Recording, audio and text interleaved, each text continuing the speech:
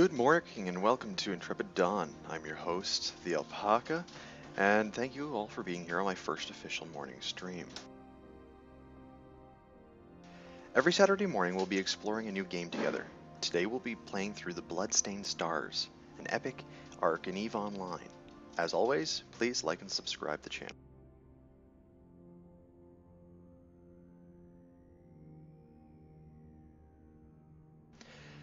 So first of all, let me ask the question I'm sure most of you are asking yourselves. What are epic arcs? Well, an epic arc is a chain of missions that split into chapters. Throughout the arc, the player will offer several choices, which will branch the arc in one or more directions. Generally, aside from the ISK and loot rewards that come with each mission, a faction standing you will gain by completing the arc is one of the most appealing gains from the arcs. This opens up a wide variety of things in the game. That and a handful of useful blueprints and some faction items. So also, each arc is repeatable every 3 months, so you can continually get these faction standing gains every 3 months. Morning, Lucian. Glad you can make it.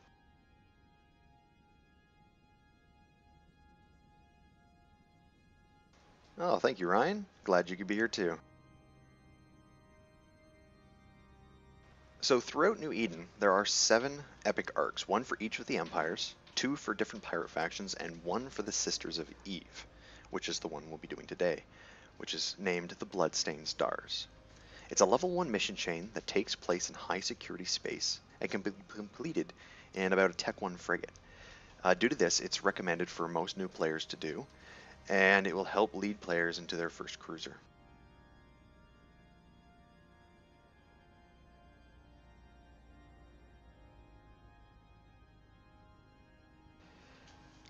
So today, we're going to be meeting up in Arnon 9, Moon 3, Sisters of Eve Bureau, and start a dialogue with our sister Alitura, our contact for this mission. So let's jump right in. So last time we were playing, we still had the Yamarian new cruiser, or sorry, new Corvette. This is the starting ship for the NMR characters, but I decided to change it up a little bit. Thank you, Ryan. Yes, that is correct. I just had that as a pre-screen, just so we had something to look at while I gave a little bit of a backstory. So today, I decided to go with the Slasher. Mainly because for 2 reasons. One, since yesterday was Star Wars Day, it looks a lot like the ARC 170 from Clone Wars. So let's just swap over to that right now.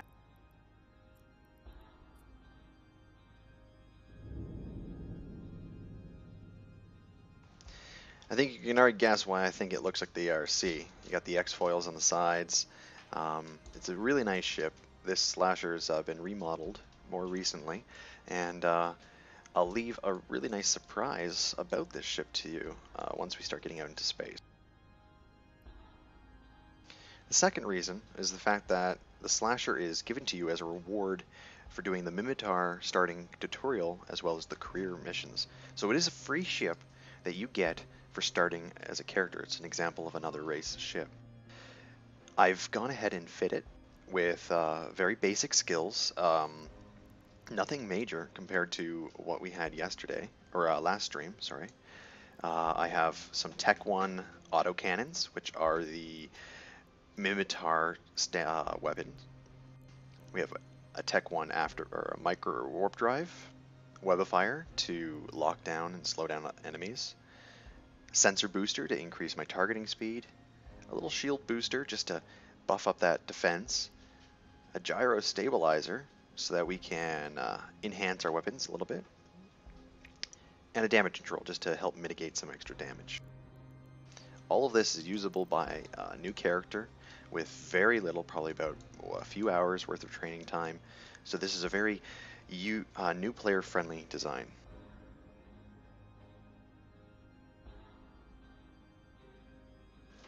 Well, not today, because Titans are take a long time to train for. But the epic arc that we're going to be playing today, allows new players to kind of get their footing, and it follows them along until they reach the ability to get about a cruiser.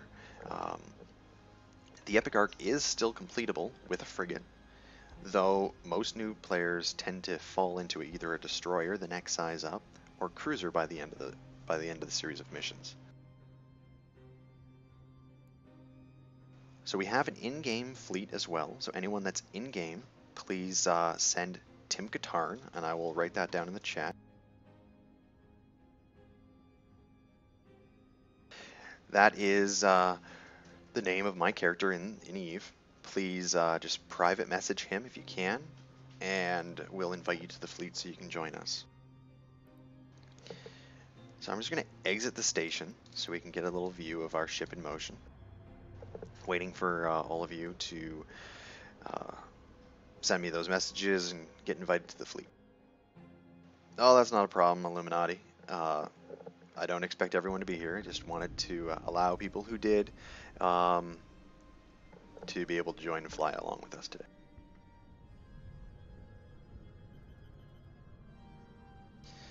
So as we fly along here, and we're waiting for a few invites if anyone shows up, I just want to give you a little bit backstory on the Sisters of Eve, since we're going to be doing a little chain on them. So the Sisters of Eve were originally founded as a neutral aid organization during the Galante Station War. It later served as the same purpose through the Jovian War and the Minotaur Rebellion. The Sisters have a number of bases scattered around New Eden. Most of them are located near popular trade routes, but yet just outside of the Empire's borders. The Sisters do more than just come to the aid of those in need. They are also devout practitioners of their religious beliefs, which center around the Eve Gate, which is the collapsed wormhole that allowed humanity to enter New Eden. Methodical in their approach, methodical in their approach. They undertake numerous scientific experiments in the matter, including an ongoing presence in wormhole systems aimed at researching drifter technology and behavior. So you can find other great articles like the one I just read at fiction.eveonline.com, and I'll type that in the chat as soon as I have a chance, where you can explore New Eden through the lore of Eve. You can also find info on races, organizations, as well as short stories and articles on the signature science and technology of Eve, all of which has been written by CCP, the creators of Eve. Some of my favorite little short stories are in there. They used to pump them out during updates, but they've tailored back a little bit and haven't been releasing them as much. But they are still great reads, and it gives you a little bit of an idea of kind of the structure and the background to Eve Online. So the little surprise I had for you with this ship, and I'm going to show you right now, so I'm going to warp to the star, are the X-foils actually move. So let's take a look at that. Let's watch the station moving away. There it is. And then they close up on me. Yeah. Yeah, Tim, I'm glad you enjoy this ship. I picked it specifically for you as well. There we go. And there they go. Moving out, ready to go into attack position.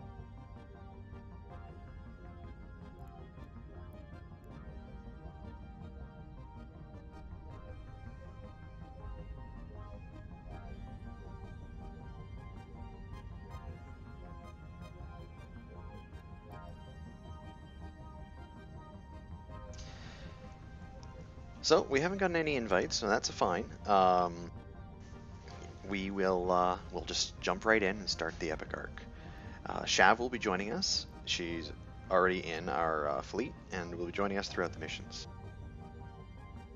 So it's not too late. If anyone does want to join throughout while we're going, by all means, just send an invite and or a private message, and I'll invite you. So let's go back to accept that.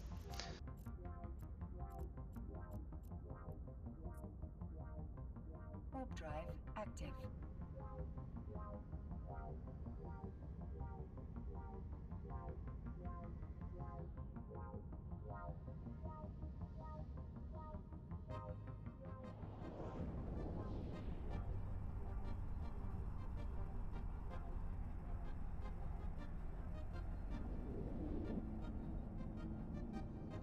So I just posted the link to the fan fiction portal, or sorry, the fiction portal in Eve.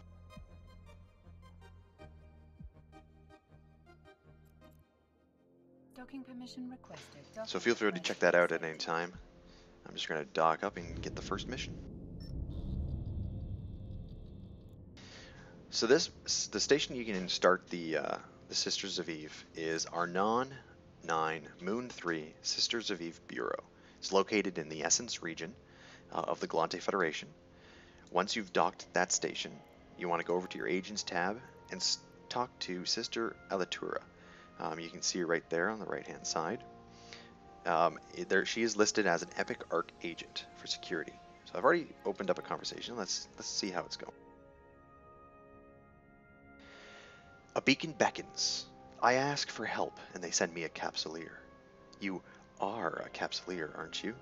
An immortal pilot who subverts the rules of life and death, who shapes the fate of empires? You'll have to excuse my skepticism. I work with a humanitarian organization, the Sisters of Eve. I've seen your kind hasten the death of millions every day. You expect me to believe that you're different? To prove yourself, actions will have to do the talking. We've received a distress call from the ship named the Damsel, and you are the closest aid available right now. Get out there and save some lives. Prove to me that you're not just another murderous liar with a god complex.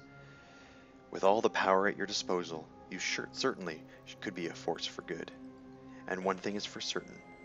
Good is in dire need of allies these days. So that's a nice little intro. So we need to find the ship, and it's in the Menarch system. So we're going to set that as a destination.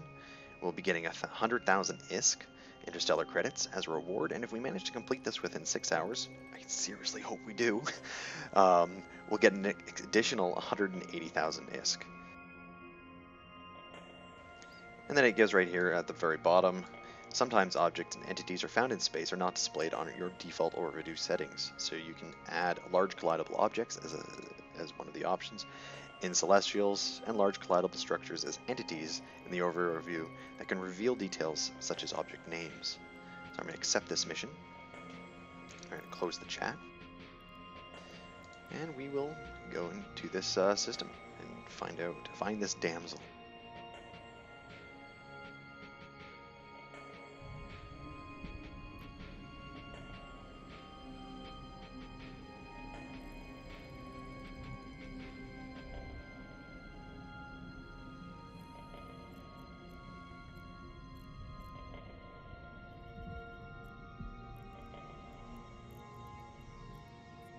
So we have to go 2 jumps away.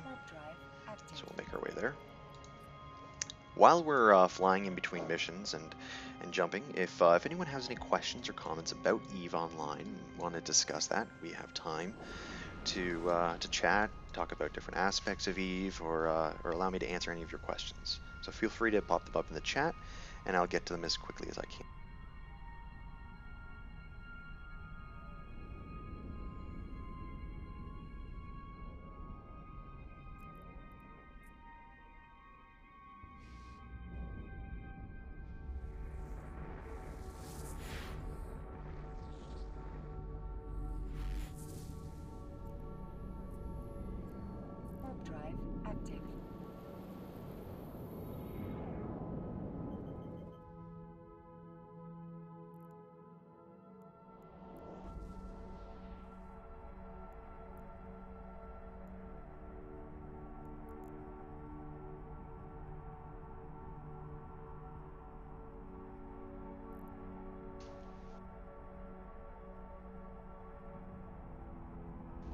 So one thing I'm doing is I'm actually jumping to 0 which is what you kind of call it, for this travel, instead of using my autopilot.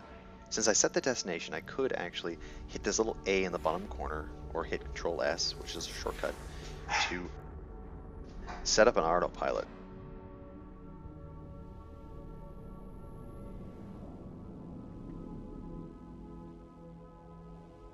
Sorry about that, my little dog decided to bark.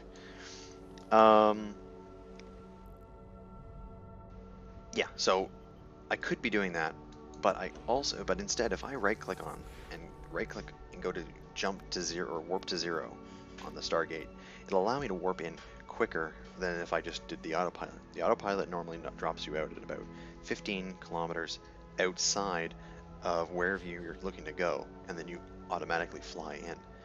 So doing it manually tends to be a lot quicker. So we're in the system, and you can see right over here on the top left, we have our agent mission. So this is a little information HUD that comes up whenever you have a mission. So we have a beacon beckons, which is the name of the mission. So I can warp directly to the location where the mission's asking me to go.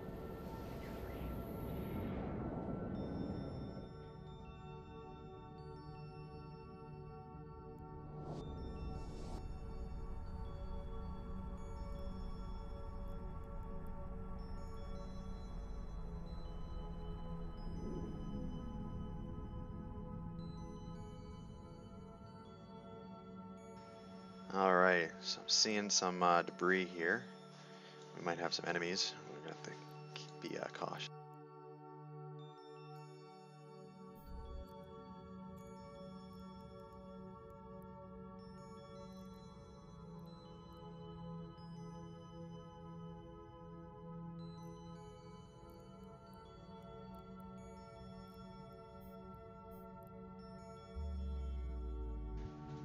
So this ship over here is a Revelation. That's actually the Amarian Dreadnought capital class. We have a Minotaur wrecked battleship there. The Tempest. Oh, we're getting a notification here. So we've approached the wrecked vessels, and our mission is complete. So we can complete this remotely.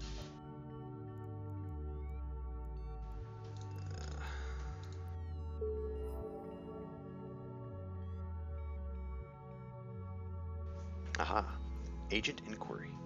It seems Concord was faster to respond, but your backup was definitely appreciated. There were a handful of survivors picked up. They've been taken to care facilities in the area, wherever vacancies could be found. Okay, so let's request a new mission.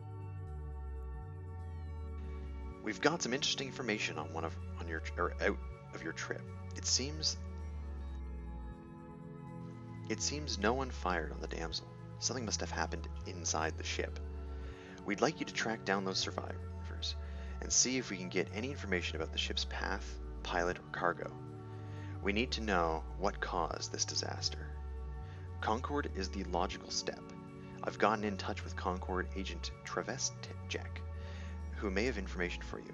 His location is being uploaded to your neocom. He's currently acting as an OR agent. Go see if you can find a piece of this puzzle. Declining a mission from any kind of agent, also if let's say you can't do it, if you do that more than every 4 hours, it will result in a standing loss with the agent. So you can always delay, and the mission will be available for you for a certain amount of time. If I happen to delay these missions, they would be fined indefinitely because they are epic arcs. So yes, when we're warping between what we were warping between were hyperspace gates. They allow us to jump between through the void between solar systems. But we were tunneling through in a warp to each gate through the system. So I'm going to accept this, and I want to go check out this guy, Jack. He's in a Pythonal in Tar, which is the next system over, it looks like. So we will go and check that out.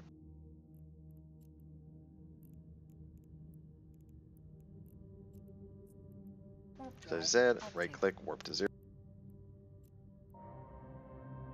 So now we're warping to the Tar hyperspace gate.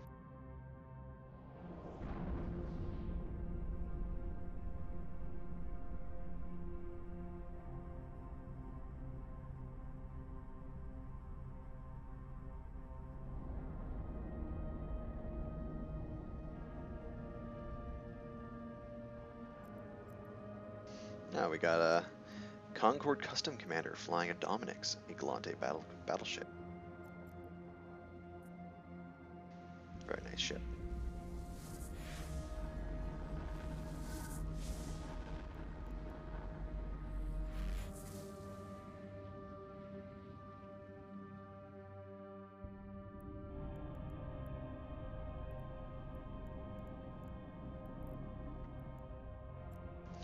Alright, so let's warp to Javis. Or Travis.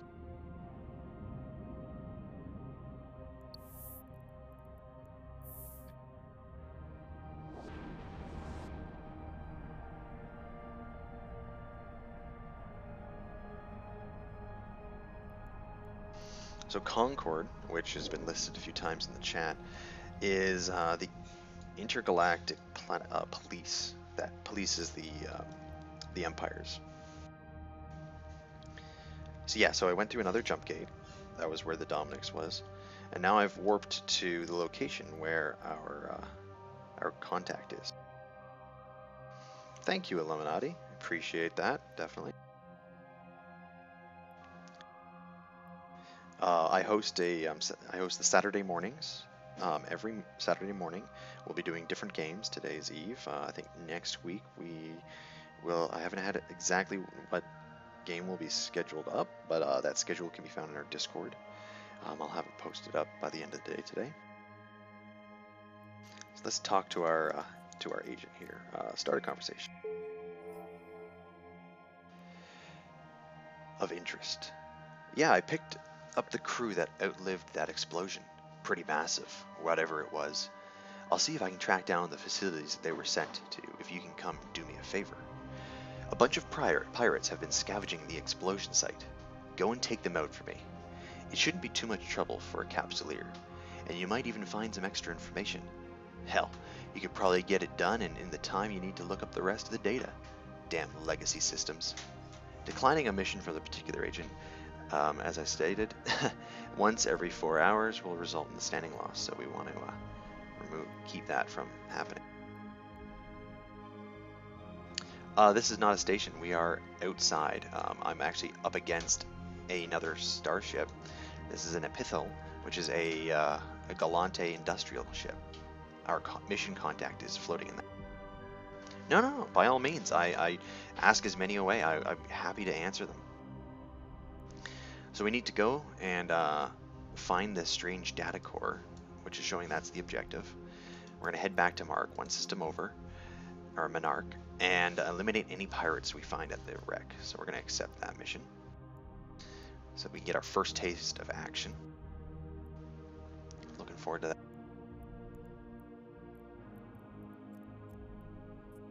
So now we're warping back from this location to the hyperspace gate that will get us back to the next system. So Illuminati, since you haven't seen the system or really played much of the game, I'm going to show you the actual solar system map. So you can see there was my little guy moving. I was warping from the mission contact over to the edge here. This is an entire solar system with all the planets and stuff. But if I zoom out even more, I can open up the actual galactic map. And that same solar system is this little dot right there.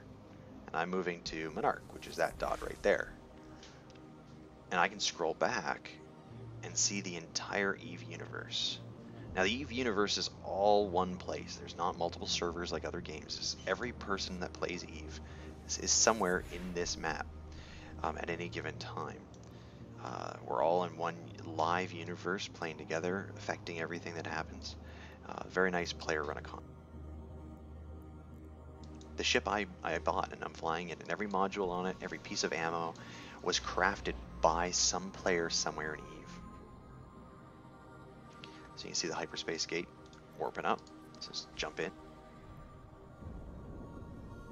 and head to Monarch.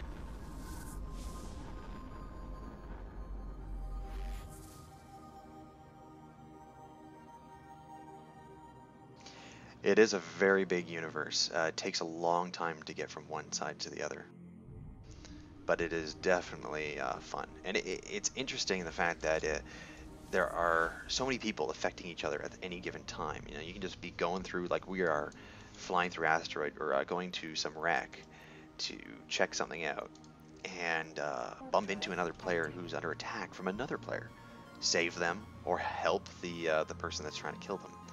And you know, you've affected somebody else's game time, but that could in turn lead you to join a corporation which is heading to a large alliance battle that's part of a giant group of alliances trying to vie for territory in nullsec. You know, the actions of one pilot in EVE Online can have everlasting effect on the universe. There's actually a book that's being written of the history of the player capsules in EVE, which give an outline of political changes, alliances, and major events that happened by the actual players who play. Oh, we're being shot at. Alright, so we got some pirates here. Let's take these guys out. So I'm going to lock target. I'm going to increase my speed with my micro warp drive there, and I'm going to orbit them just underneath my my weapon's optimal range, because I want to get in there. I want them to stop hitting me. So I'm going to be outside, so you can see they're missing me right now because I'm moving so fast and so close to them.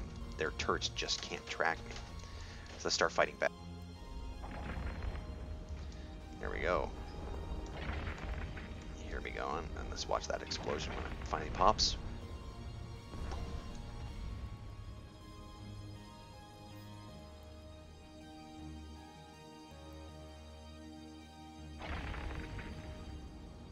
So again, this is a level, like a very beginner frigate for the Minotaur faction, if you choose to play and join as them.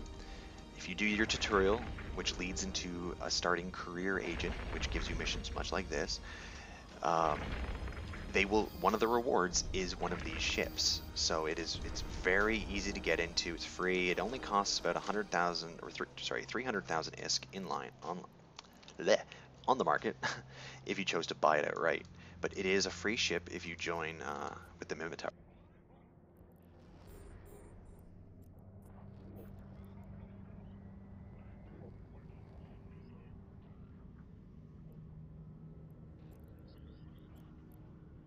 So let's watch this other guy as I orbit him. So we're going to look at him.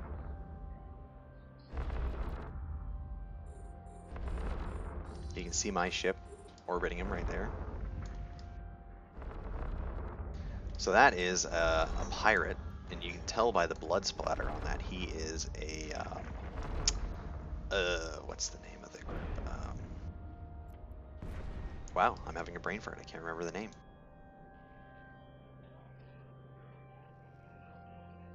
But that was the ship model was a executioner, which is the same kind of level ship and same design, but from the Amarr faction.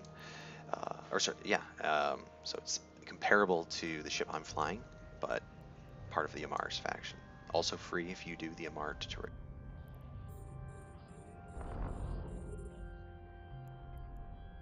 So you notice I'm taking a little bit of shield damage here. I got 83%, so I'm going to activate my shield booster just to help repair that up a little bit.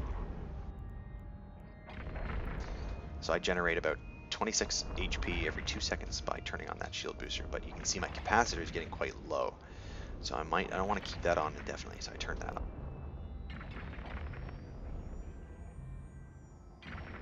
One of the great things about Minotaur players playing as a Minotaur ship is they get bonuses towards projectile weaponry. Now, projectile weaponry is unique. It has bonuses, like obviously, like every other thing in the game, it has its pros and cons. One of the pros is that it doesn't use any capacitor, so you don't have to have any capacitor to be able to fire them. They're just standard projectile weapons that use explosive charges to launch them out of your ship, just like any other gun that we use today. My goodness, these guys just keep spawning.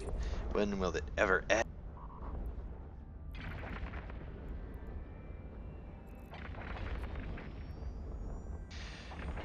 Now, the projectile weapons also have really good fallout.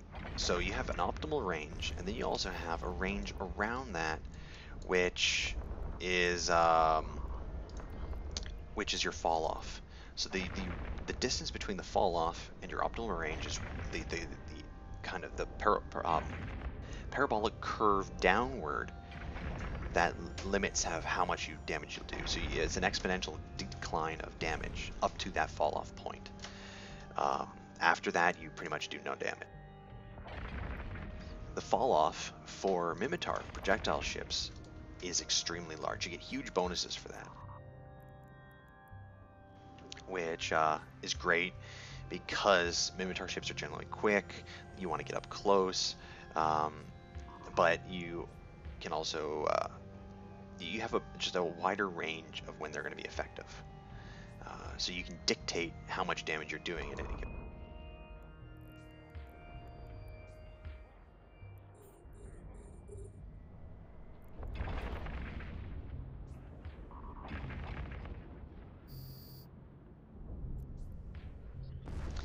Alright, so we have a conversation here. My sensors are picking up that you now have a strange bit of tech in your cargo. Bring it to me. I don't remember picking anything up, but oh, there it is. You can see I have a bunch of ammo in there. So you can actually change ammo out at any given time based on what you need. So let's head back to Tar, so we can give this to the to Travis, or what was his name again? No, that's not it. Tevis. I gotta remember that. Tevis.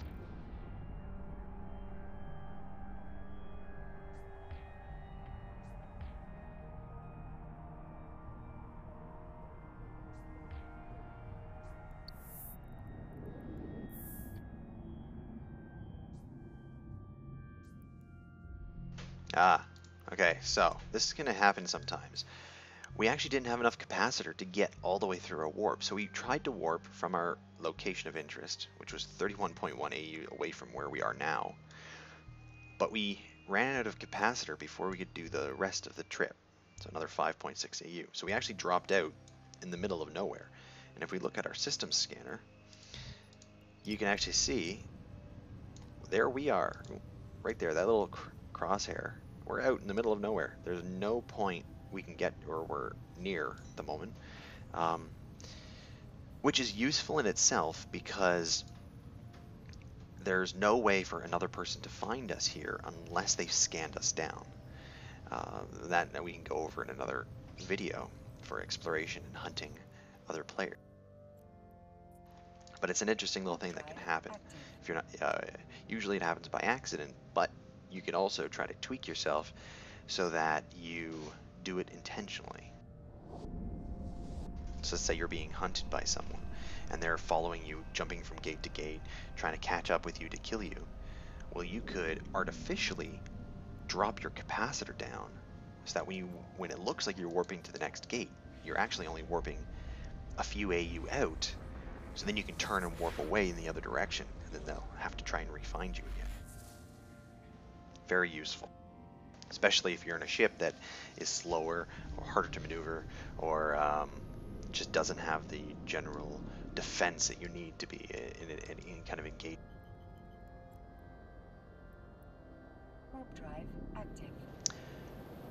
I can see a lot more new people joining the chat, so hi, welcome. Glad you guys can all be here. If you have any questions while we're doing our mission, please feel free to enter it into the chat, and I'll do my best to try to keep up and answer them all. We're doing the Bloodstained Stars, an epic arc of the Sisters of Eve Corporation. And right now we're about a 1 mission in.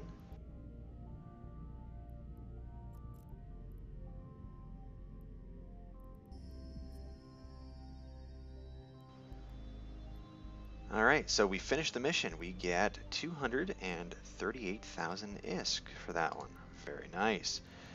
So like we've just done like 2 missions effectively for this, and we've already increased about, what was it, 400,000 or 600,000 ISK? I mean, that's 3 of these ships right here, or 2 of these ships right here that I'm flying. So the money is definitely worth doing. And you can notice I'm getting these little faction standing increases with all of these people as I'm doing this. These little notifications that keep popping up. So let's see what the next mission is. Retrieving Red. Okay, I found your first guy, but it looks like he's already been shipped out again. What a fighter, huh? He's down in the crew manifest as Red, and his convoy has him listed under the same handle. So there you go. I'm giving you coordinates to intercept the convoy now. You should be able to catch them before they get too far. Go quick, though. I'm worried that they don't have enough security to deal with the number of pirates that are headed where they're headed. They might need your help. Alright, so we gotta get to him quick. It's in tar still, so let's accept this. Close that down, then we gotta get to this mission. So retrieving Red. We're gonna warp to the encounter. Oh, is there anyone near us friendly? No, not at the moment. I thought I could warp Jav in there with us, but let's jump to this encounter. We gotta hurry up so we can actually save these people. So another nice thing about Minotaur weaponry is that you can actually find all of the different ammos, and they all have their own damage types, which is unique because all of the other weaponry in the game, except for missiles, only focuses on a few. Hey Sam, not too bad. We're just enjoying a day with Eve online. Glad you can make.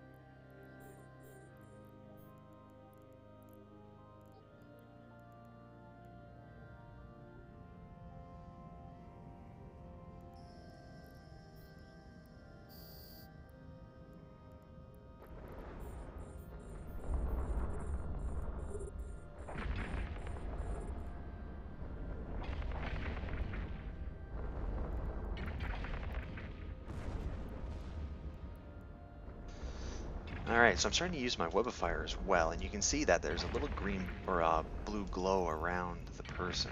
Let's look at that and see. So that little blue glow, that's my my webification snare. Then it limits the velocity by 50%, which for firing at them, that's going to drop their speed down, which limits their transverse velocity, allowing my turrets to track and hit them harder and better. That, and now they can't get away from me too. It's a very useful skill, especially with projectile weaponry or any kind of turret-based weapon. Missiles aren't as much required for slowing a ship down, as they will track and follow. The only thing is just getting out of range might be a big issue if they're on the edge of your range.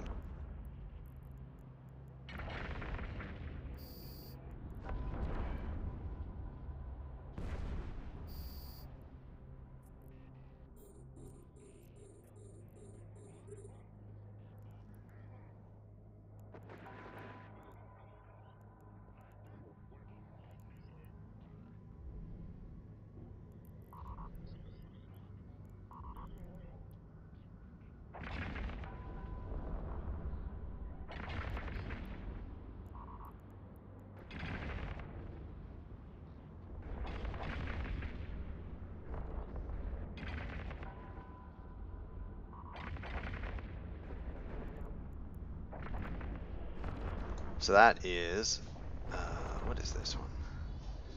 Blood Raider, that's the name of the pirates I was thinking of. You can see the blood splatter all over their ship. That's one of the pirate factions in Eve, so that's who we are fighting against. Now they are known for wanting to harvest people for their blood. It's one of their things. They're very vicious. Not very nice at all. This guy's a little tough. He's actually taken my damage, so he's dealing a decent amount out at me too. I should be careful. So I'm going to turn off my marker warp drive so I can actually pulse my shield booster a little bit more. We've almost got him down. You can tell too, he's even repairing as he's going. He had down to 0 armor, but then it popped back up again. Oh no! My ship stopped firing. I ran out of weapon or ammo. So right now it's reloading automatically, which you can set to stop, but I have to re-engage my turrets to be able to keep firing at them. There we go.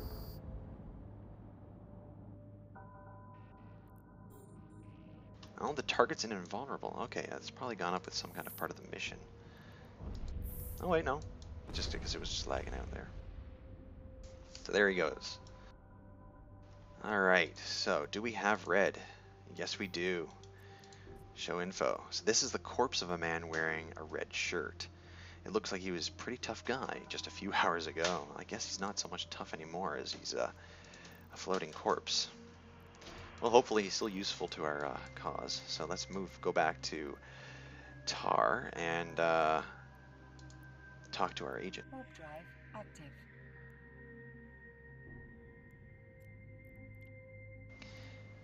So I can actually change my ammo throughout. I can jump up to EMPs, which if I look at those, they are going to do a lot more EMP damage, but they're going to increase, and also I think they increase my range. Let's just take a look here. So they don't do anything to my tracking speed modifier, but they decrease my optimal range by half. But they do a lot of damage to EMP, which damages shields effectively. I was using phased plasma, which gives a lot of damage to thermal. Also decreased my range by half, so my range hasn't changed. But instead of doing thermal damage, I'll be doing EM damage now. We'll see if that works any better.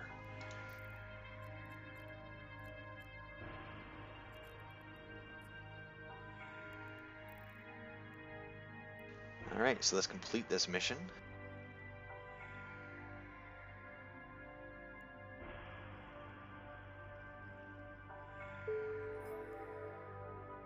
Dead, is he? Figures. I'll keep the investigation open, but unless some things change, there's little Cord can do. Damn. Oh well. Alright, let's see what else we got for him. We have to alert Alatura. Just got a message from the sister Alatura. I sent her that weird data core you found on the site. She says they weren't able to decipher it. Pity. Still, she's very interested in consulting with you. Your destiny lies with me, Skywalker. Oh, thank you. One news to be true.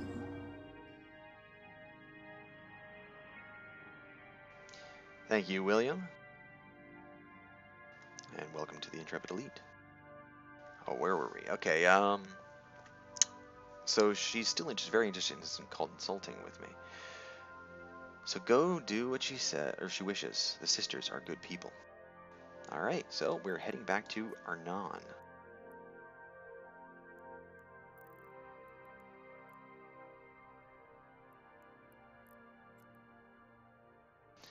So I'll show you, if I actually just activate my autopilot there, it will get me to start turning and warping to my next destination.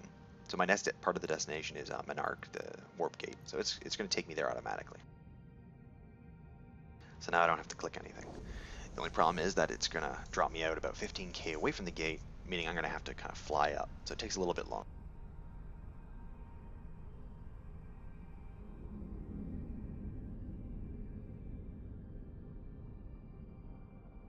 Approaching Stargate.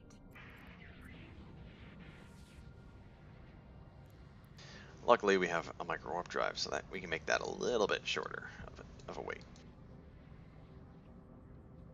Autopilot jumping.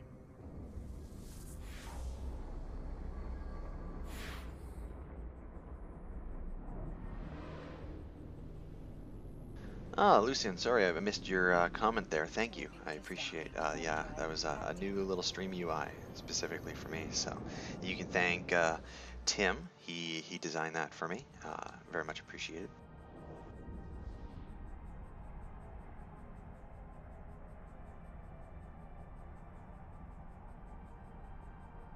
So Sam, are you in with us in game, or are you just watching? Because we have a fleet open. If you want to fly with us. Stargate.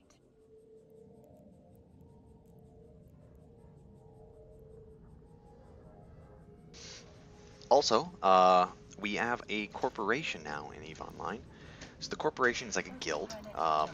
You can use it to get together. You have your own private chat channel, banks, and it'll help organize and kind of allow different players to achieve larger goals within the EVE Online universe. So the corporation is the Intrepid Dawn Holdings LLC. It is currently run by my friend Anatoly, who's Red November in Discord. So if you are interested, you can always talk to us in Discord, and we can invite you to that corporation. And it'll help kind of streamline being able to get together and doing things throughout the stream.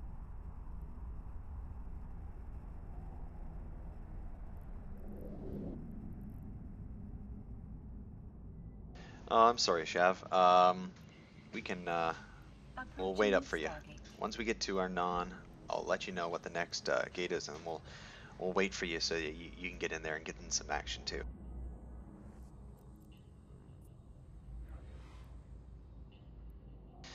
So Shav has a new cruiser, so it'd be nice to be able to see another ship and also the size comparison to our little frigate here.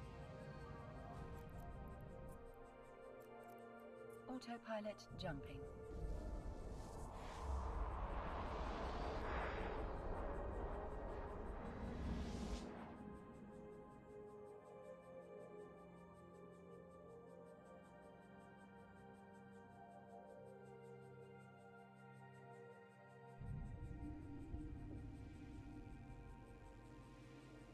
Warping to station. Warp drive active.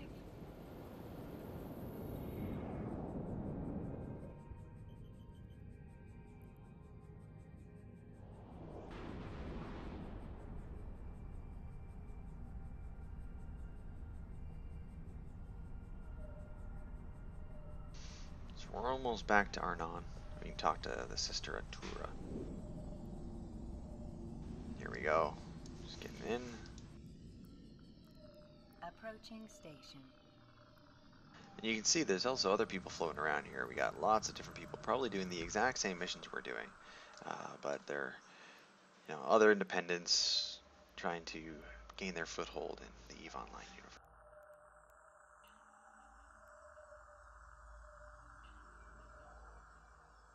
Docking permission requested. Docking request accepted. Docking permission requested. Autopilot disabled. Waypoint reached.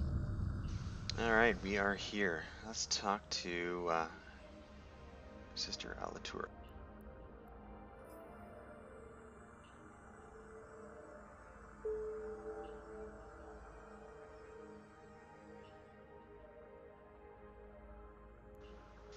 We have another crew member located, the ship's janitor, Nevin Centrin.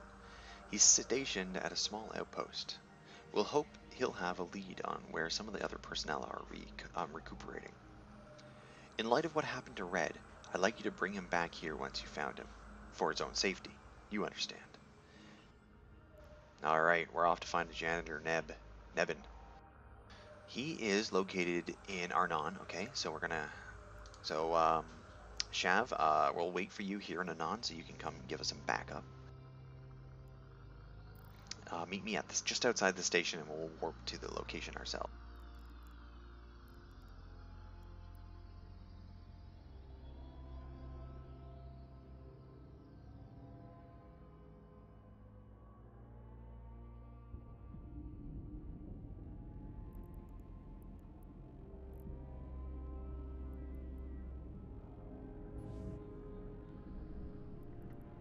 Let's take a look at some of these other ships. Whoa, nearly collided with a Navy Vexor there. So that's a faction ship, faction cruiser for the Galante. He just took off there. So let's stop here so we can get a better view of everyone leaving the station.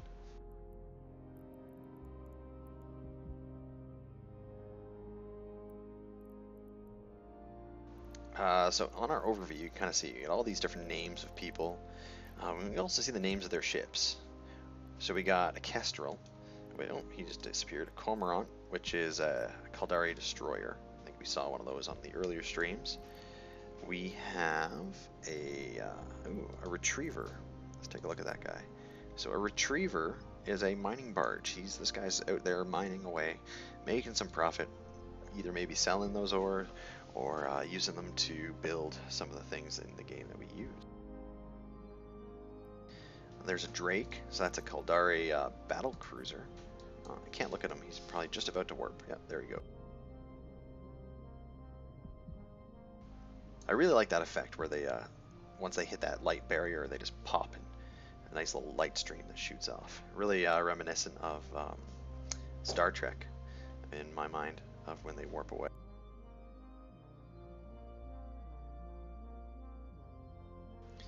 Let's see what else we got here. Coercer, Corax.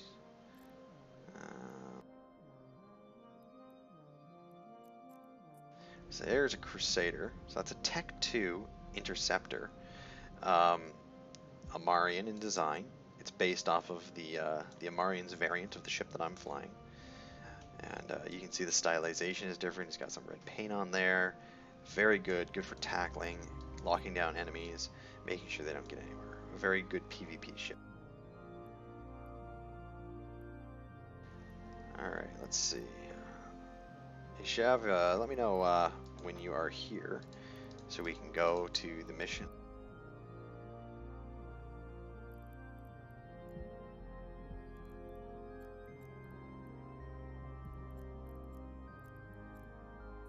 So I'm going to add Shav to my watch list. Now this watch list allows me to see what kind of health Shav has while we're flying without actually having her targeted. Right now they're not local, so I don't see that health. As soon as she gets in, we'll be able to notice, because these will turn into 3 gray bars designating the shield, armor, and hull. And I can pin that window down, so now I can't drag it around, I can't move it, it's stuck there, so it stays put. It's nice. Let's see if we can find... Ooh, okay, so here's a Minotaur cruiser. Let's see if I can look at it. It's called the Stabber. It is a very fast cruiser for the Minotaur Republic. It's actually quite nice looking. I've always liked it.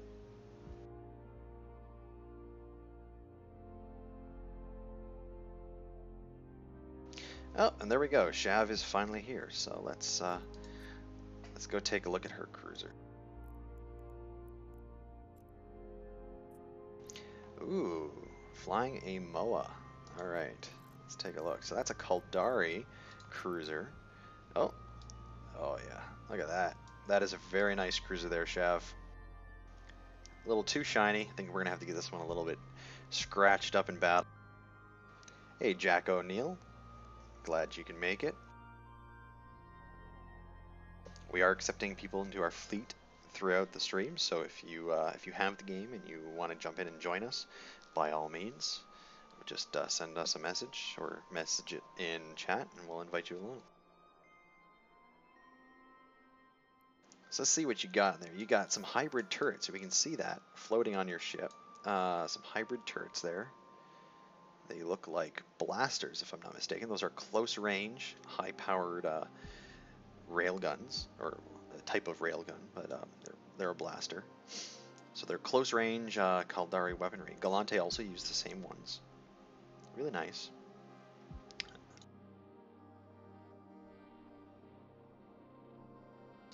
Alright, so let's warp ourselves to this mission.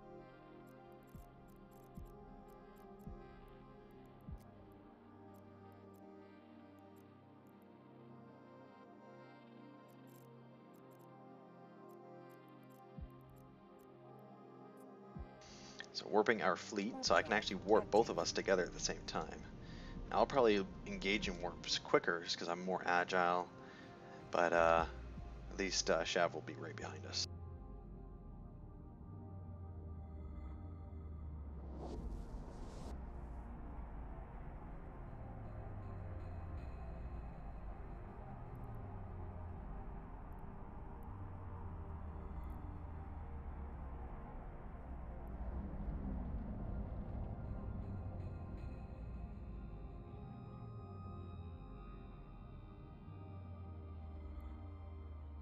Alright, so we got our little facility here, and it looks like we've got some targets. Alright, so Shav, let's do your thing. Let's get in there and kick some butt.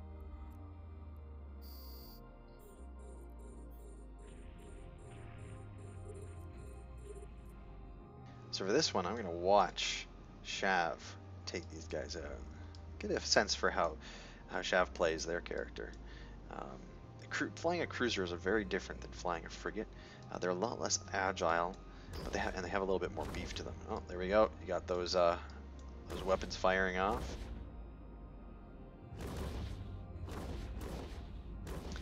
Thinking that Corelli's spy is just out of range for her weapons to hit, which is why you don't see any kind of damage going down.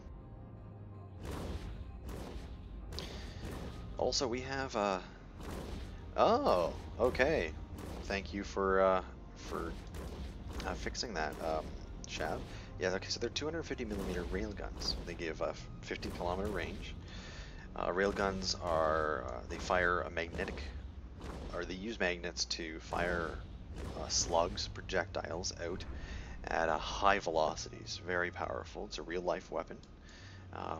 But yeah, being a long-range weapon like that is going to limit Shav's ability to deal the damage to these little frigates that are getting in right close underneath her.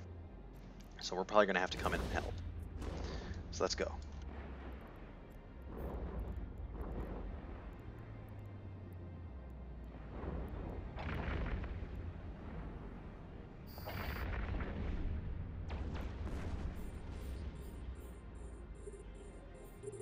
So while we are engaging these tiny guys up close, you can see Shav's getting away from us. She's already at 40k, so she's moving pretty quickly. Now she's getting into her optimal range, so she can actually start firing on these guys with a bit more effectiveness. So the EMP seems to be working. I mean, it's really taken a good chunk out of those shields. The armor's going down nicely, so I'm liking how effective these new ammo is working for us.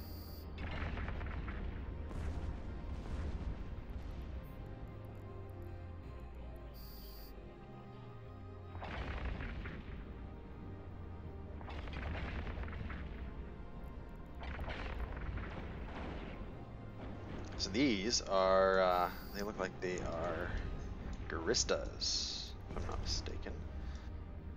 Oh, so we got a shuttle. Alright, maybe we found this guy alive.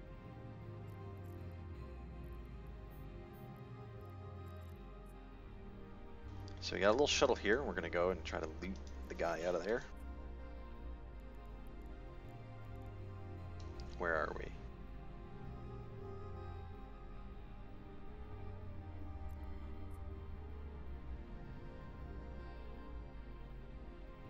Just a little too fast. We just have to slow down just a little bit. Let that micro warp drive kick up.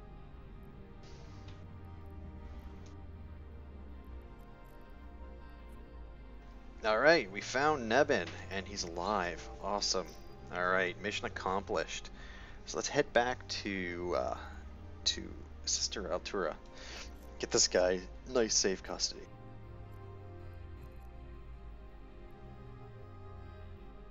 So we're going to warp our fleet back to the station, so both of us will warp there.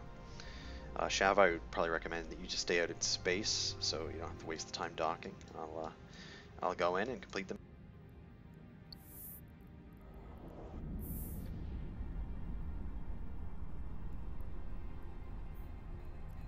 So let's see what we find out. So Nebin Centron is in top physical condition, with sharp eyes and a shrewd expression. I guess he's not too happy that we just plucked him out of his shuttle, but it's for his own protection, so hopefully he'll understand. Docking permission requested. Docking request accepted.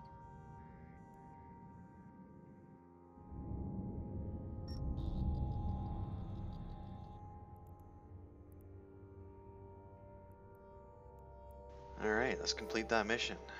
Give me a moment to input Nebin's data. He's already providing us with good information. Alright. Let's request a new one. Shiving as chef. We've got information from Nebin, but there's a problem. It appears Aubrey Azil, the ship's cook, has shipped out as well. There's no way they would all get reassignments so soon after an incident like this. They're being shuffled through the system so we don't find them. And then there's the drones. You need to find Aubrey. If we follow this long enough, we might discover who doesn't want the truth uncovered. Ooh, mystery. Alright, so we're getting some more depth into this storyline. Clearly somebody doesn't want us following this trail, so we're going to have to get them in. And what did she mean about those drones? Hopefully, hopefully it's not too dangerous for us. So the next location, it's still in an Arnon, so we're good in the system. So we just need to undock and find the location.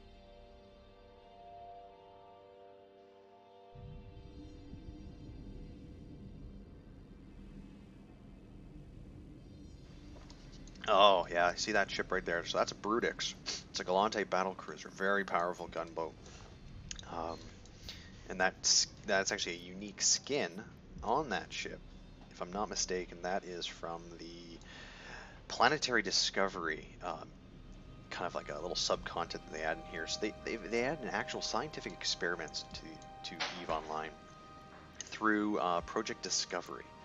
I can actually open that up just to give you a little brief little view on that. So right now, this is Project Discovery. I'm Professor Michael Mayer, Chief Scientist of Concord's Deep Space Research Division. Basically, we're going to skip the tutorial, and allows us to kind of look at real-life visual light emissions from neighboring stars and look for planetary crossover events. So, like right now, I can see that there is a dip here and a dip there. So most likely, those two dips are a planet crossing in an orbit. I won't get too far into this, but by doing that, you're not just playing part of the game and getting rewards, but you're also adding and gaining in actual, real scientific discovery. So you could actually be part of finding a new planetary body out there. This real science is actually going on. It's really nice that they've added that to the game. Alright, so let's get on with finding this chef. I'll warp the fleet to the location. Warp drive active.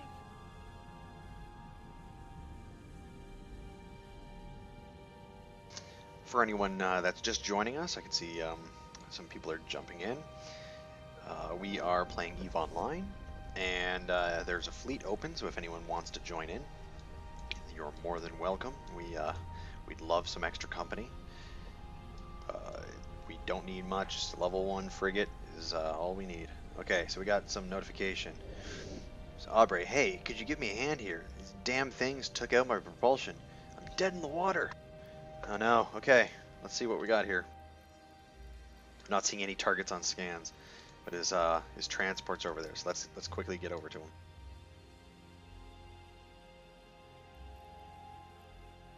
Oh, and Shav just released 3 Hornets. They are drones are friendly drones, thankfully.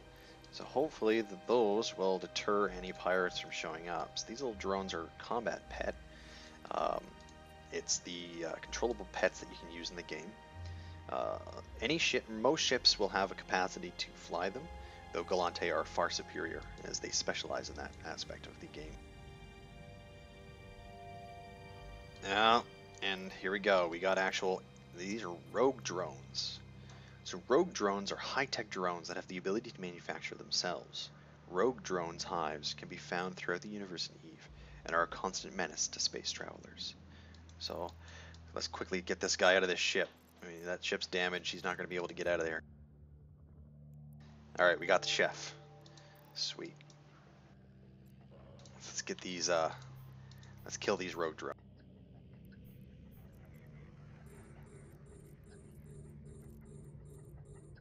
Where are they? I want to look at one.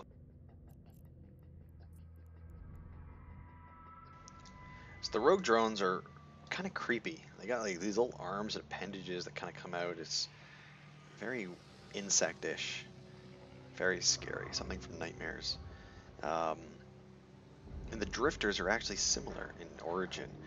They're just a lot more ancient, more advanced from unknown locations within the New Eden and beyond.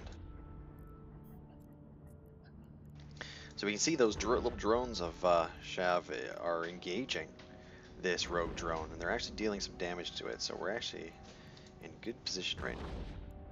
Let's go over and try. Oh, okay, so everyone's. Oh, no, we got 3 more coming in. Watch out, Shav.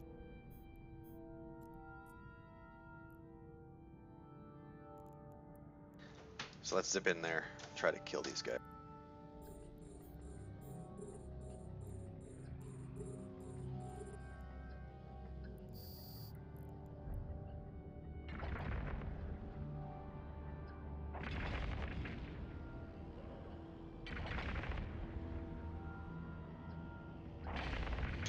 Now, due to the fact that these are drones and not actually frigates, they're substantially smaller, which means their hitbox is smaller.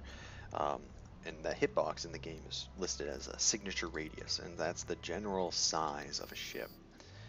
Now, the signature radius determines how quickly you can lock a target and how effective your weapons are going to be against it depending on their size. The larger your weapons and the smaller the signature radius, the less likely you're going to be able to deal a lot of damage to them. Mainly the fact of that your damage could be spread over a larger area than the drone itself, which means it's the same idea of how when you're firing a bullet, you want that bullet to be just slow enough that it stays within the target, dealing the most amount of damage, as opposed to going clean through, being overly powerful. And that's kind of the same kind of principle.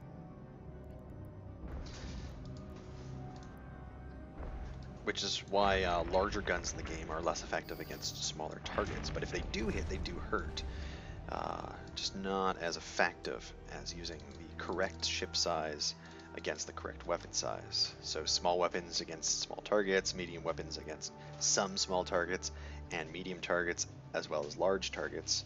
And then large turrets are good against, obviously, other large and some medium, but very ineffective against small, due to nature to their signature radius size, but also their tracking ability.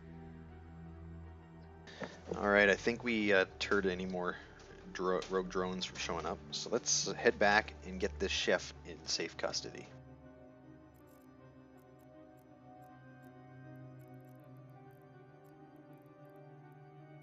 So we're going to warp back to the station. Drive active.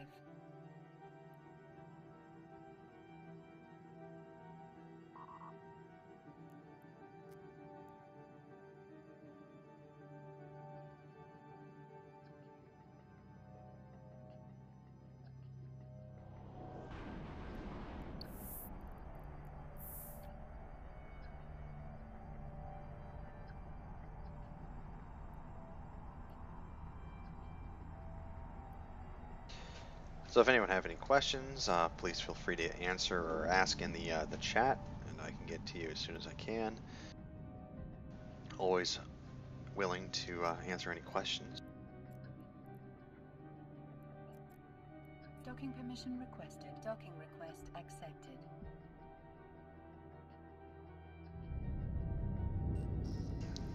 Alright, let's get this chef back. This drone involvement is certainly worrying news. Let me see what other leads I have for you.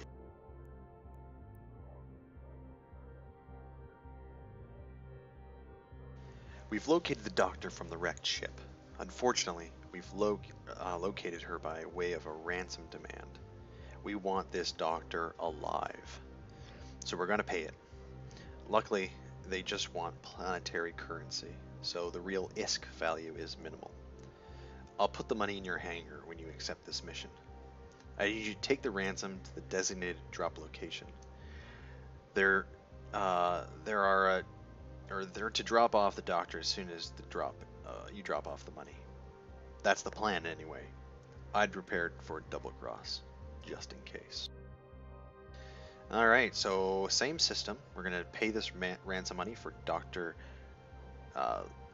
Lugia Alban.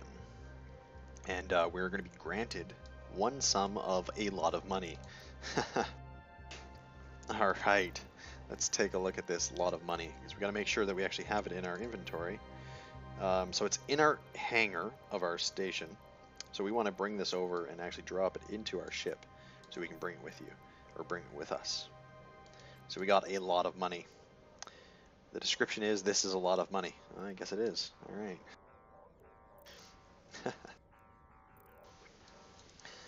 So let's undock and let's do this drop.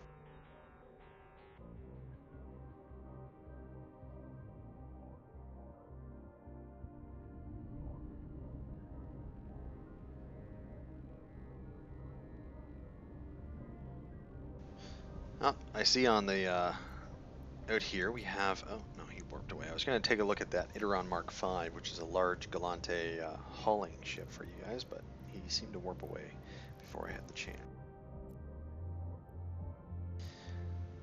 Alright, Shav, let's warp to this encounter. Warp drive active.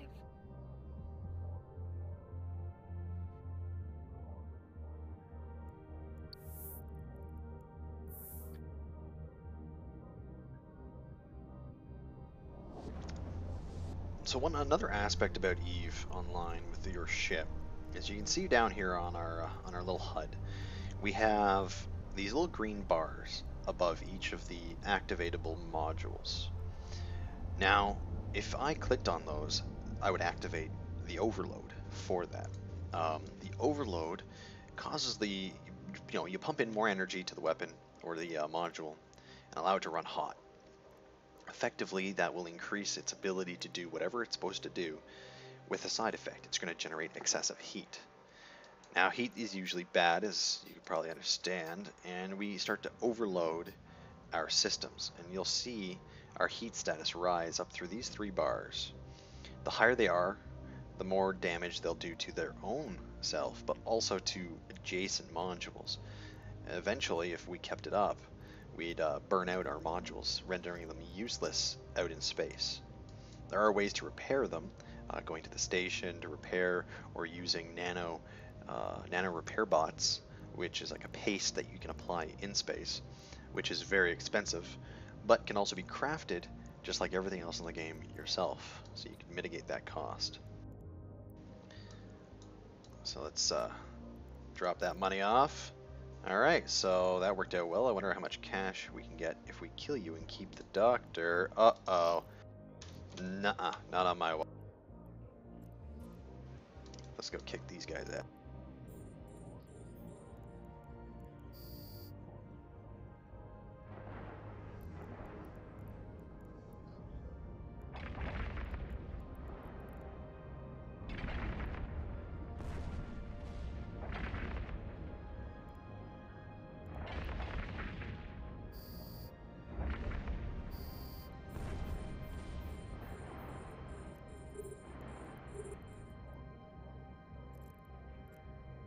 Oops, I accidentally locked target on the cargo container there. Don't want to shoot.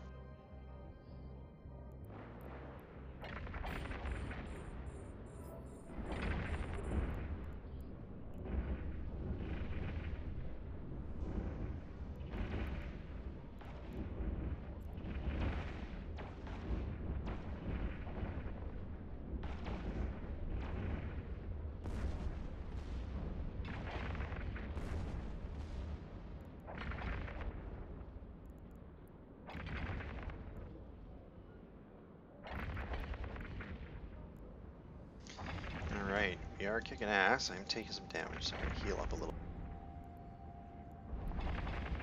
Best I can. So if you like, if you like playing as a healer in other games, one of the things you can do in this game is a nice role is being a logistics pilot. So big fleets that are engaging in faction warfare or alliance warfare, or even corporate stuff, might require a logistics pilot to help mitigate damage. And you play as a ship that actually their main role is to remotely repair other players. That could be either sending armor repairing, or shield buffing, or even capacitor, as capacitor is a very useful way of disabling another vessel if you drain their capacitor using things like Nosferatu modules or energy neutralizers. Those can be mitigated by transferring energy from one ship to another in almost like a little spider web. You have multiple ships kind of situated around each other, all sending either, again, shield or armor or energy between each other. They become this like almost an impenetrable little bubble that prevents other ships from attacking them. And then every now and then, one of them can turn target and heal one of the combat players that are not in this little bubble. So it's a very effective tactic for factional warfare and alliance warfare. Alright, so we have killed all of the guys that were trying to kill us. Let's see, do we have... There we go, we've got the doctor. Alright, you know what? I'm actually going to go back and I'm going to take that money back. Because you know what? I kind of want a lot of money.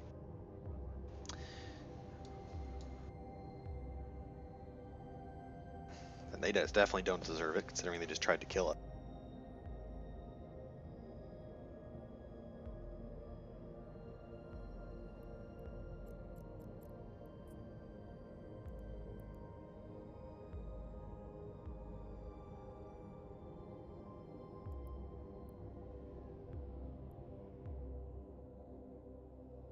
Just a little far away. I kind of slingshot around that. I was going a bit too fast.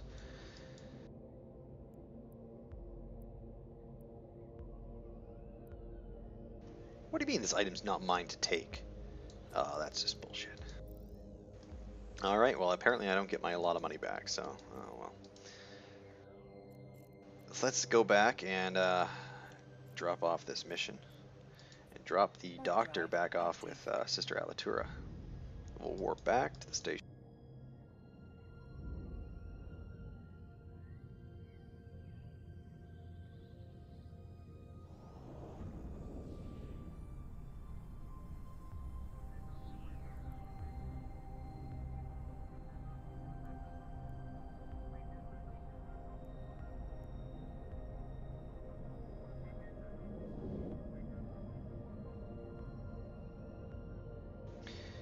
Alright, let's see. Any new ships around? Oh, we got a Stratios. Alright, so a Stratios, let's see if we can look at that before they warp away, is a Sisters of Eve ship.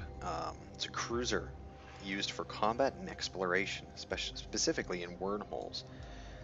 So these are the kind of ships that we can get by getting faction with the Sisters of Eve and doing missions for them and buying from the loyalty store. We can unlock blueprints, which then can be used to craft these ships. Now, that's already been done by lots of players. You can just directly buy those ships from the market. They're beautiful ships. I tend to fly one of them in my my main character. It is really fun ships to fly, and they're compared to all the other Eve ships, they're very unique in visual design.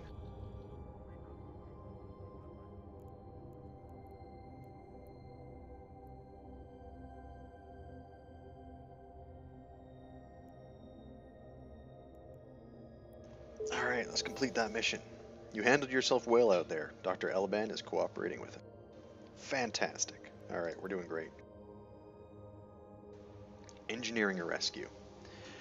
We've gone a long way, but we found the key survivor. Her name is Tahaki Katarn. She was the engineer on the main ship from the ruined fleet, and she signed onto the crew of the Heartbreak. She may be the only one who knows what really happened. You know the drill by now. Get out there and get her before someone else does. I'm fairly certain there'll be someone there to shoot at you. Lovely. Alright, so let's accept that. The mission is in our system again, so we can just undock.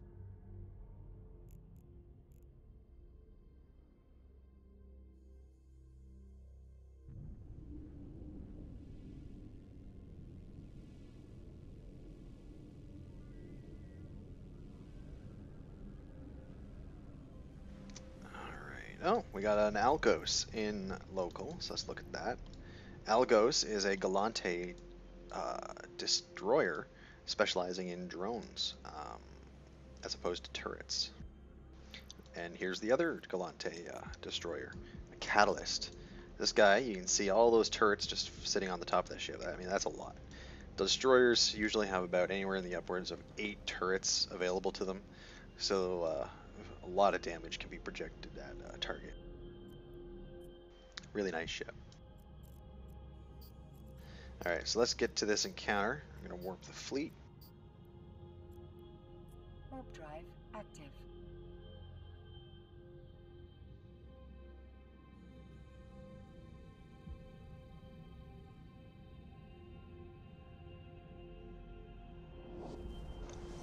So these missions are very, they're generally easy. I mean, they're meant to be done by a single new player in a frigate. So I'm managing to do this on my own, but then Shav is here helping out. It's really gonna get a bit of an overkill for what we are required for the missions.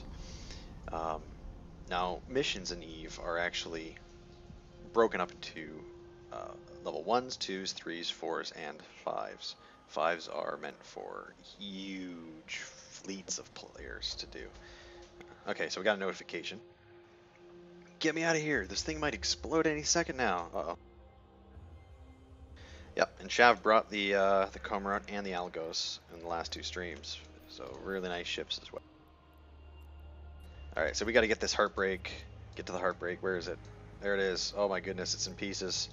Ships everywhere. Oh, these are drones too. All right, let's get there quick. Let's get that person out.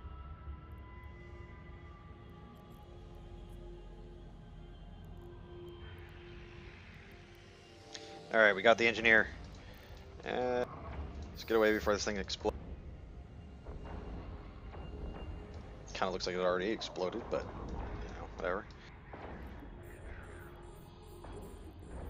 Darn it! I targeted the ship again. Don't want to shoot the Heartbreak. I think it's had enough people shooting at it for now.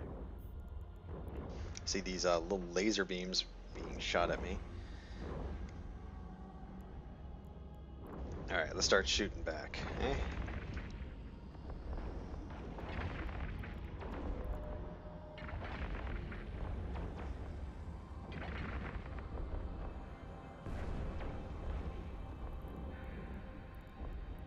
So yeah, there's level 1 through level 5. Each progression requires a substantial increase in ship. So from level 1, you can do it in frigates. Level 2 is doable in a frigate, though it is more recommended that you have a destroyer or a cruiser. Level 3 is doable, and I have actually done them in a frigate, but to do them efficiently or solo, if you're unfamiliar, they are recommended for a cruiser minimum, battle cruiser if you have it, and if you only have a cruiser, maybe bring a friend along. It'll help you out. Level 4s, on the other hand, require one of the larger classes of ships, the Battleship. And ideally, you want a little bit of a group. I mean, you're looking at groups of people fighting back at you.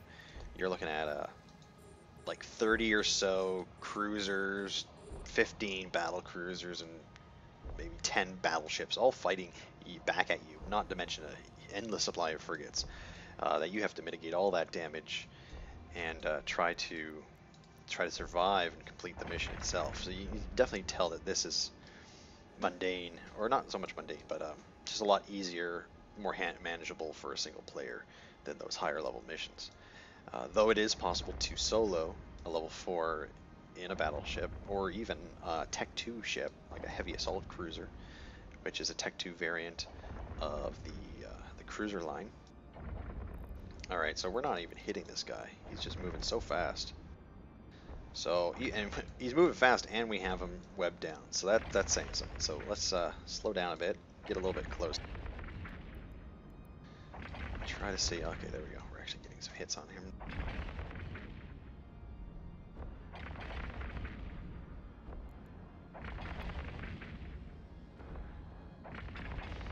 There are also so for the missions, moving up through missions, you want to increase your rank with either the agent that supplies them, the corporation that they work for, or the general empire that they are situated in. And that's one way to kind of unlock these extra agent missions. They require standing levels to begin with, so some agents won't even talk to you unless you have a certain level of status with them. And they don't necessarily have to be just combat. You can get missions that open up into mining, so you are required to mine a certain amount within a certain amount of time in this system. Usually those ores are ones that actually don't have any bearing on the game. They're not ones that you can then just turn around and sell or steal. They're unique to the mission itself. And then you have transport ones where the mission is required you to transport a cargo from point A to point B, but you could require a large or varying sizes of cargo capacity. So you need different or access to different size haulers, hauling industrial ships. Then what else? I don't think there's any exploration missions per se, but there are storyline missions that are unique. So every about 15 to 16 missions that you do for an agent, they'll kind of recommend you into a storyline mission. So a storyline mission will give you enhanced faction standing gains, as well as a unique item like a blueprint or an implant that will help you out. And we probably will get one soon. We've been doing a few missions for these people, so at some point we should get a notification in our journal that we have a storyline agent wanting to talk to us.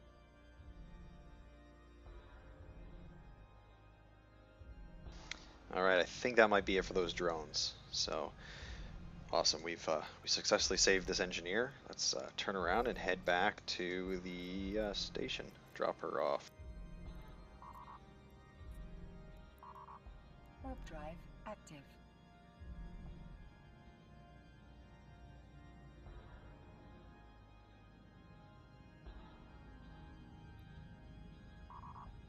So we definitely won't be getting done the entire Sisters of Eve combat or chain today. There's 50 missions in total, crossing over multiple chapters. I think we've only done like 5 maybe. Let's see, we can actually look in our journal.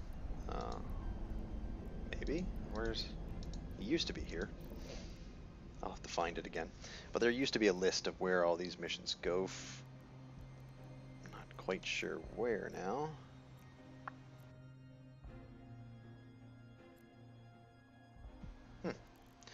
Yeah, no idea where that went. It used to be in the journal. But maybe they just got rid of that. Interesting. But there used to be a way you can kind of see how far along you are. Standings, pilot services, skins. Huh. Alright, no. Well, either way. And so because of that, we'll probably cut that up into another stream later on. I do believe we will be changing games for the next Saturday, just to kind of freshen things up, get some more interest in different games, and check something else out. I have also the possibility of maybe doing some pre-recorded videos, so maybe I'll continue this stream in a pre-recorded video that I'll pump out every Saturday along with the live stream that I'll be producing, depending on interest. So let me know in the chat if you guys actually are interested in seeing a continuation of what we're doing today, to see the whole mission in its completion, and maybe other aspects of Eve. I can do pre-recorded videos or unique live streams focusing on different aspects like exploration or mining, if there's a call for it. Excellent. Karen is being transported to a more secure Sisters of Eve location for a full debriefing with our people. Don't worry, we'll keep Concord well informed of our progress. More secure, eh? It almost sounds like a Black Ops center or something. I don't know. Remember that strange data core you found? We've determined that it must have been made by rogue drones of some kind. I'm sending you to Galante Space, where I've contacted someone who can help you continue this investigation. Her name is Delphine Zerazer, an agent for Dawn and the daughter of their chief researcher. We've tapped out our other leads for now, which leaves us in need of more information on drones, and she can certainly give you that. Alright, so we're going to head over to Harrogret 5 in Dawn factory. That's 8 jumps away. So we'll accept that mission.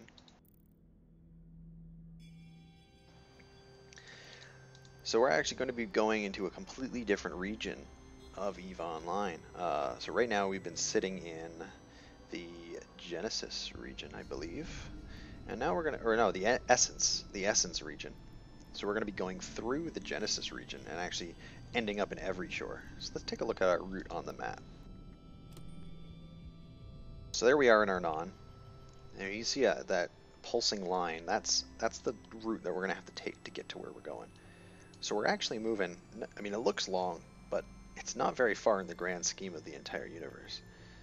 So we'll be moving along over there. Let's see if there's any dangerous spots along the way.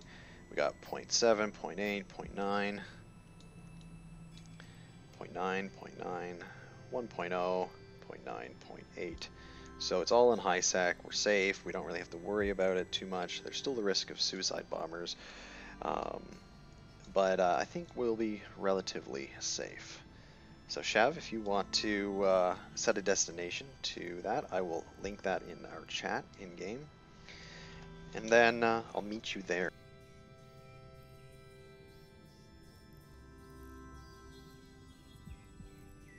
Warp drive active.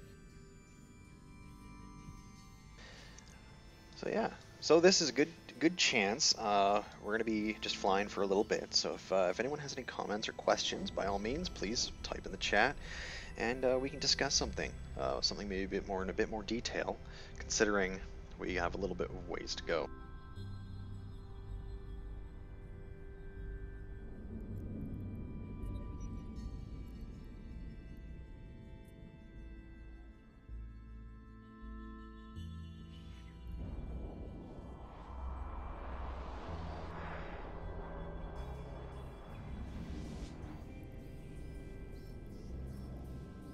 Drive active.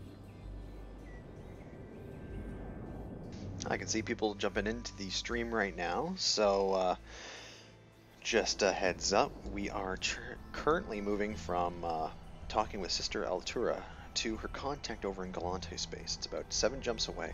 So if anyone has any comments or questions about EVE Online, just give me a shout in the chat and I will answer them and have a little discussion about it on our way.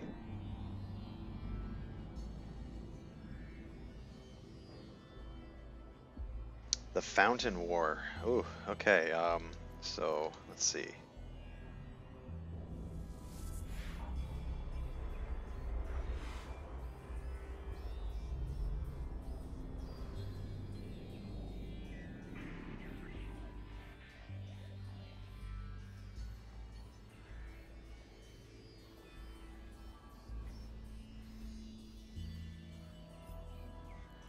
Autopilot engaged.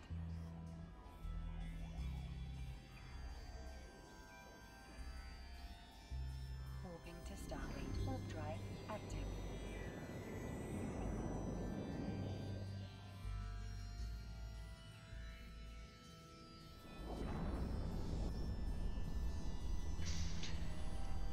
So the Fountain War is a huge player war that spanned. It was a large-scale invasion of the region, the Fountain region, which we can see if we can pull up on the map here to give you an idea. Stargate.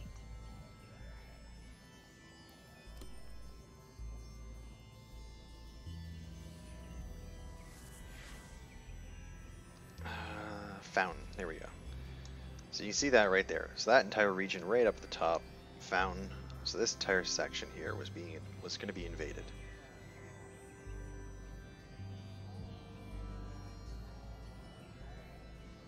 So the Fountain is rich in natural resources, which the CFC wanted to exploit. And the owners of the system, Test Alliance, please ignore, which is an alliance for that area, mounted a defense of their territory with significant assistance from the N3 Coalition, the Pandemic Legion, and a few others.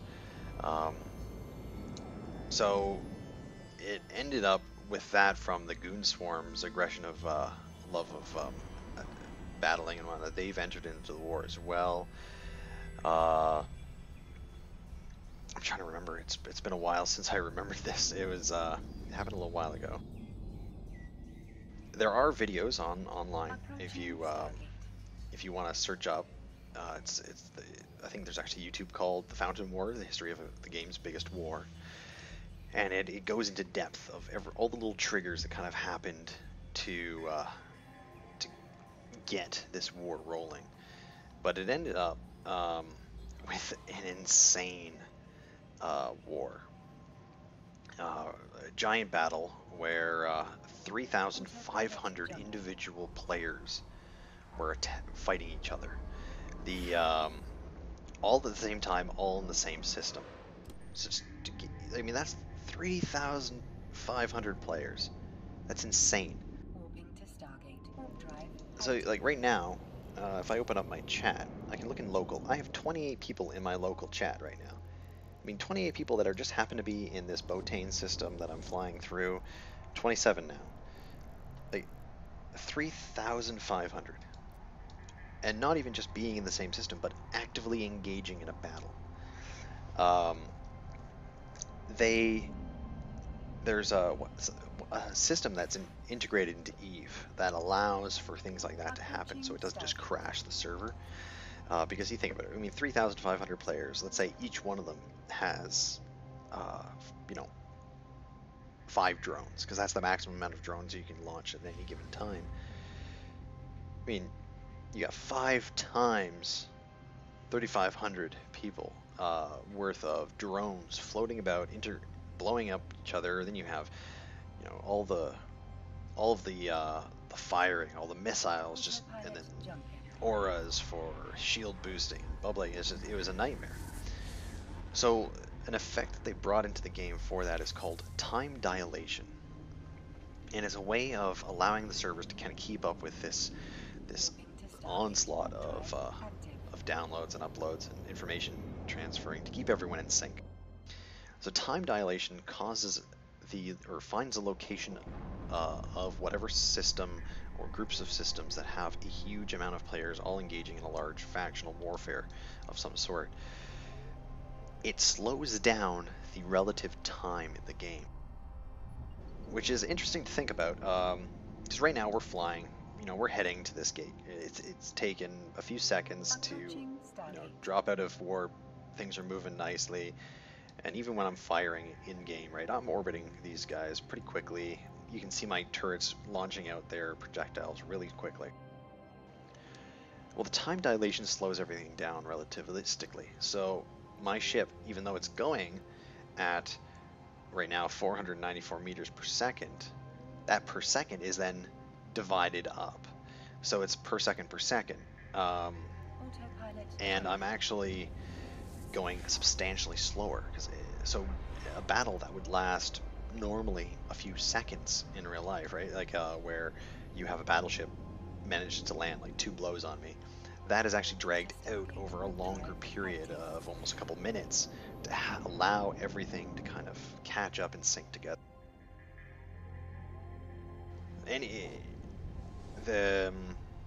Anyone that has ever witnessed that in game it's definitely something to see, and there are some videos online where you can watch that and see that effect happening.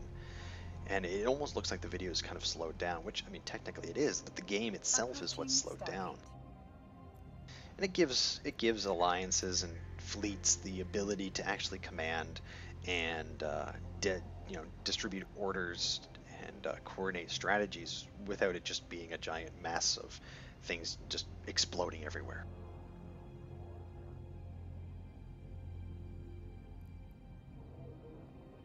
But by far, that battle was not the largest in Eve. There has been larger battles in more recent times. If I'm not mistaken, the Fountain War happened back in 2015. More recently, there's been battles with over 10,000 players on at any one time in that one region fighting. All like pretty much the same, like 1 or 2 systems. And there was a political war in game where it was actually an accident. So capital ships, when they jump between systems, they can't use standard stargates. They're too big. They're bigger than those stargates. So they use a system called a sinusoidal field, and they use that to jump systems. So they basically turn themselves into their own jump gate. And there are specialized ships in the game that can open up these breaches and create artificial wormholes for capital ships to jump through, or other smaller ships if they're within range. There's a whole tree of covert ops ships called black ops ships that are battleships that have these drives embedded in them that allow them to open up these wormholes, but ones that aren't seen by anyone else. So they can sneak in behind enemy territory and then open up a wormhole to bring capital ships in and do a surprise attack.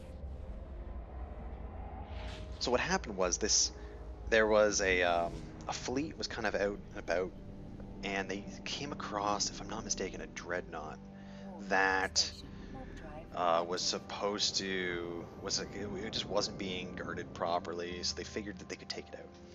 And I can't remember what the error was, but basically somebody miscalculated a jump. They didn't jump correctly, and they jumped right into a fleet of another group of ships. And so you get this random Titan just plop in this battle that now it has no defense. It can't defend itself properly. So at that point, the ones that are defending start trying to send in their ships. So it was like fields or jump fields breaching in, and you'd have capital ships just popping out of nowhere, like like first it was 5, then 10, then 15. It just reminds me of that episode of Star Trek Voyager when Voyager sees the cubes for the first time approaching them before, and Harry Kim is just sitting there going, "Captain, we have a Borg cube on sensors. Sorry, 2 cubes. 4 cubes. 15 Borg cubes." And then Chakotay just goes, "Dear God," as they see them coming in. And that was essentially what happened. It was just all these capital ships jumping in, and then obviously one side is now overpowering the other, so then they start bringing in theirs, and an accident, just some stupid player that accidentally clicked the wrong button at the wrong time, caused an interstellar war between 2 alliances that lost like a couple thousands of dollars in real life currency due to the conversion rates of the online currency. Really funny. I think there's actually a video of that actually happening, so because it was happening on the live streams too. I'll see if I can pull that up and I'll post it in the Discord. It's definitely worth a watch. It's very fun. But I'll do that after the stream. So we finally made it. So let's talk to this new person. Okay, so that's not who I want to talk to. Here we go. Delphine Zerazer, level 1 Epic Art Agent for Research and Development.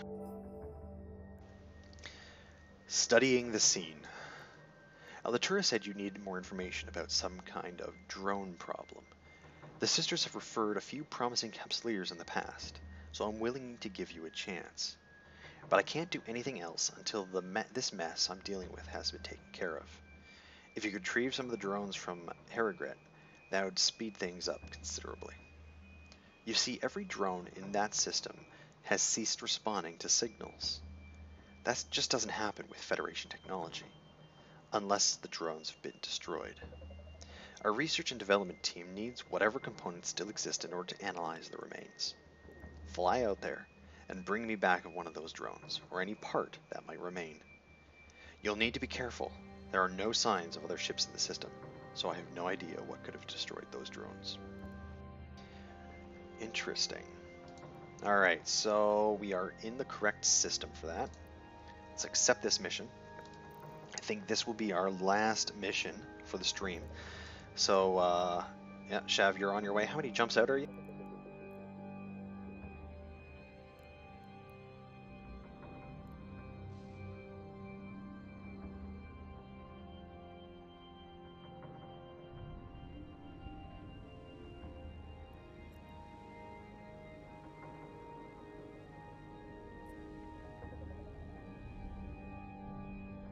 While we're waiting for Shav to respond to that question, So this is a nice Galante Station. So you can see the stylation has definitely changed. The one we were at before was more of a Caldari-based design. Galante have more like aesthetic curves. They're very nice and appealing to the eye. Let's see if we can get a nice look at it in itself and kind of zoom in. Like, that's a nice looking station, I have to say.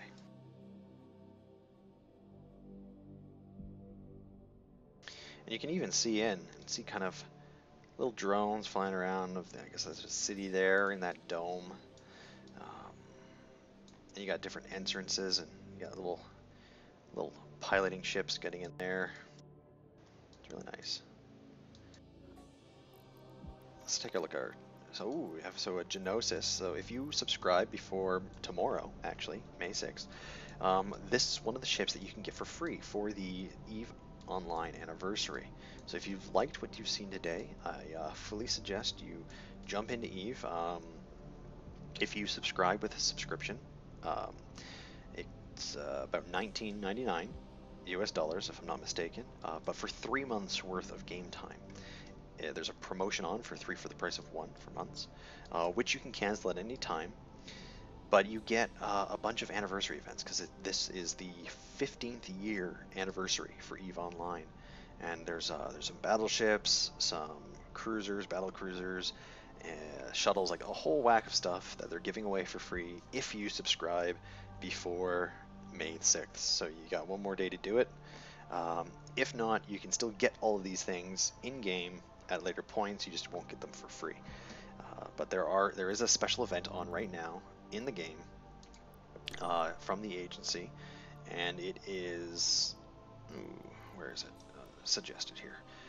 Operation Consensus Interruption. So that's a 15-year anniversary event. You can get unique rewards, skins for your ships, and all sorts of other fun stuff. So definitely jump in, check that out, and then you can even join with us on one of the streams too.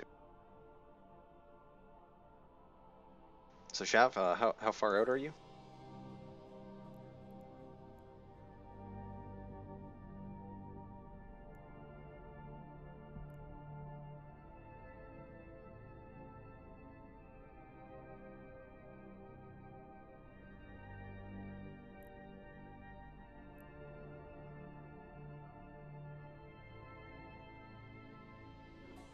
Okay, I think Shav might have gone away from the computer or is a little busy. So, considering we only have a few minutes left, we'll go in and jump into this mission right now. So let's warp to this encounter. Oh, wait, there's Shav right there. Okay, perfect.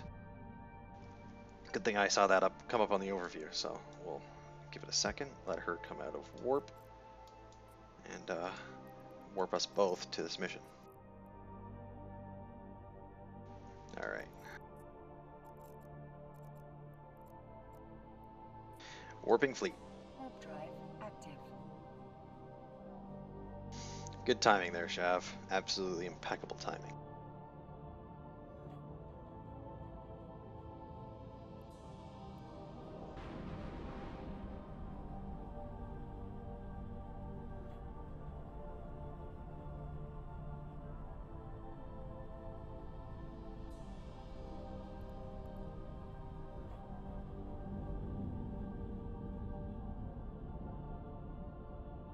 So we have a corrupted drone out there, and we have some broken Duvel Laboratory recon drones. They're broken, eh? Let's take a look at these guys.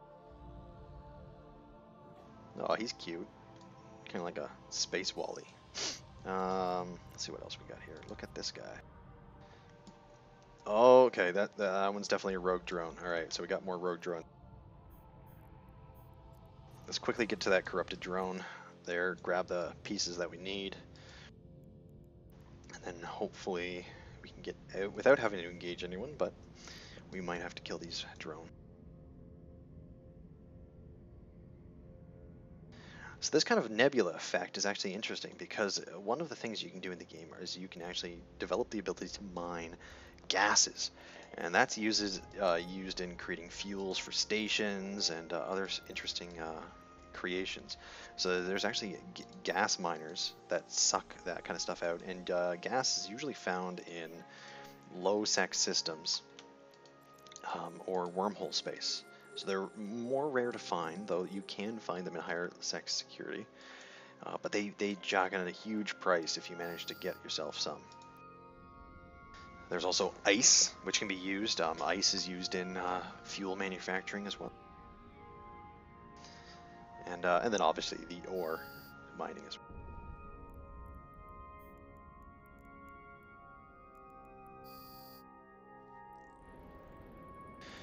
Alright, I think we got that. Let's see.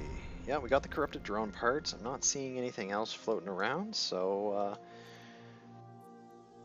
let's take a look. Because right now I'm not seeing a green check mark next to the mission. Okay, it's just because I haven't dropped it off yet, but we got all the objectives done. So let's warp ourselves back to the agent's home base. Warp drive active.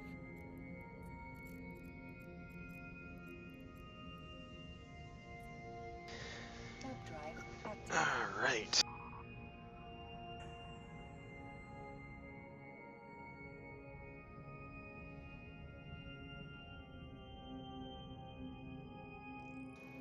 Depending on where you go in Eve, you can actually, like, the backdrop, the space changes. So now that we've gotten into more Galante space, we got this beautiful nebula. It almost looks like the Pillars of Creation,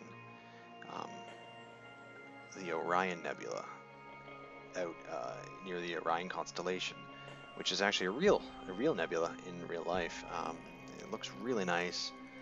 And even the stars, they generate their own different hues based on the type of star they are. So you get a nice glow, different colored glow on your ships depending on what system you're in.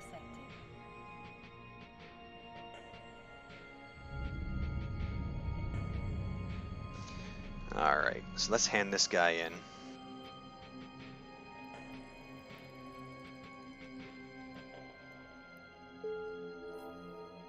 Wonderful. The RD team has been waiting for your turn. Are you available for another mission? Yes. Maybe not today, but I will be available. So let's find out what the next mission is here. Rendering assistance. Our recently established colony still depends on Federation support for items they can't produce yet. Their last shipment of medical supplies was lost en route, and we think it may be due to rogue drone action. Regardless, this batch of supplies needs to get through. Lives are depending on it. Well, hopefully those lives can last until next stream, because I think we will end it here. Thank you all so much for watching. I very much appreciate it, as this was the first official Saturday Mornings with the Alpaca, and it won't be the last. So, yeah, thank you all for joining. If you haven't already, please remember to like and subscribe. It very much appreciate. And yeah, you guys have a great rest of your day. I believe there is going to be a multiplayer stream on later this evening. Not 100% sure, but just check our Discord where all the information can be provided. I'll link the Discord link in chat right after this. And yeah, fly safe.